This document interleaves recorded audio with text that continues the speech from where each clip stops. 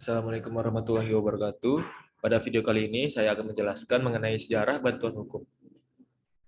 Yang pertama, pada zaman Belanda hingga tahun 1950 sudah dikenal dengan istilah seperti advokat dan prokol, yang istilah ini mengacu kepada pemberi jasa hukum.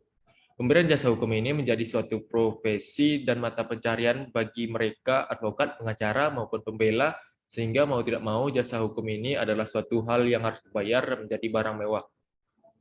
Pada periode tahun 1950 sampai dengan menjelang Orba, pada masa ini banyak struktur bantuan hukum yang memasuki ranah parpol maupun organisasi buruh seperti PKI dan organisasi buruh SOSBI.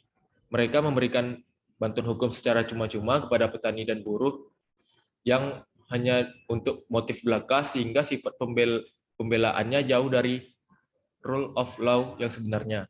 Yang tiga, pada tahun 1965 hingga 1970, perkembangan bantuan hukum pada masa ini sudah ada konsep untuk memberikan bantuan hukum secara cuma-cuma pada rakyat miskin, namun masih hanya sebatas konsep dan idenya saja.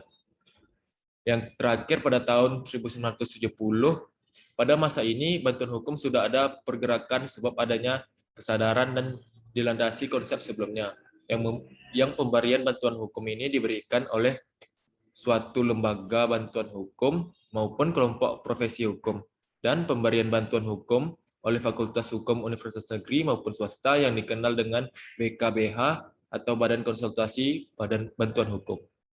Namun masih disayangkan sebab bantuan hukum ini masih berpusat di ibu kota provinsi dan kota-kota besar lainnya.